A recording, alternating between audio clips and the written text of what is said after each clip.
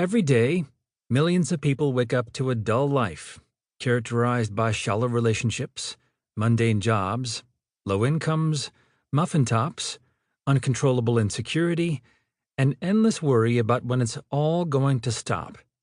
They change slowly and unconsciously over time, and not for the better. They know something is wrong. There's a constant whisper in the back of their minds that reminds them of this, a voice that can't be silenced. Very few people act to silence that never-ending stream of anxiety. But there's good news. If you bought this audiobook and are listening to this, you are taking the first step toward change. You're part of the minority that's actually seeking improvement. But the majority of people won't. Why? If they know something is wrong, why don't they change? Why don't they do something about it? This happens for many reasons. Some people are just too scared. They don't want to rock the boat. Better the devil you know than the devil you don't, they sigh, as they tolerate another slap in the face from their mediocre, substandard environment. But this fear is powerful, and it can grow so powerful that it will dictate every decision you make. Robert Kiyosaki, best-selling author of Rich Dad, Poor Dad, once wrote, "For many people, the power of their excuse is more powerful than their dreams. The fear of pain, the fear of failure, even the fear of succeeding can all become strong enough to dominate you into submission, into living a life founded on avoiding pain rather than seeking growth.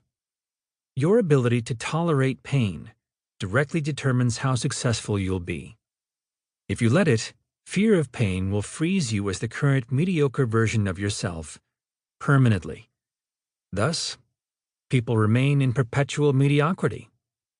Others are too distracted. They're so caught up in the mundane, trivial rhythms of email, traffic, work, the news, grocery shopping, cleaning the house, TV, and whatever their smartphone is buzzing about that they can't even see their lives have become unfulfilling and profoundly empty. From the moment they wake up to the moment they fall asleep, their eyes are drawn to the short term. In short, they're busy. But as essayist Tim Kreider once wrote, busyness serves as a kind of existential reassurance, a hedge against emptiness. Obviously, your life cannot possibly be silly or trivial or meaningless if you are so busy, completely booked, in demand every hour of the day. Busyness is often a sign of weakness, a cluttered mind unable to set boundaries. When you're too busy, it means you haven't set up boundaries to focus on the important things. This constant concentration on trivial, unimportant matters leads to emptiness and sadness. The ancient Stoic philosopher Seneca once warned, "Love of bustle is not industry. The love of busyness only leads you quicker to the grave." Some people remain in mediocrity because they're just too prideful. They like being the big fish in their small pond, even if their pond is dirty and full of toxic waste. They know they need to change, but they don't want to start over and learn the new skills required to succeed on higher levels. Even though their life is totally miserable, they reassure themselves with phrases like, "At least I'm in charge."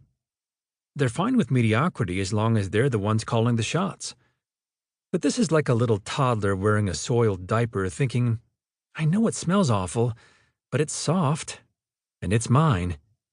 So, people choose to be the captain of a canoe with holes in the bottom instead of a student on a mighty yacht, sailing toward mastery and greatness. But by far, the most common reason most people never rearrange their cruddy life, they simply can't be bothered. Most people are just too lazy to live happier lives. Let that sink in for a second.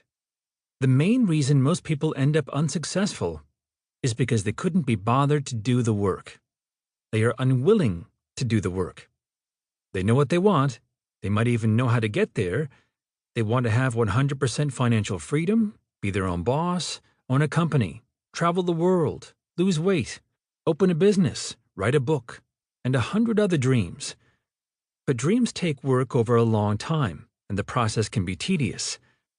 So, most people remain in mediocrity because they are just too lazy.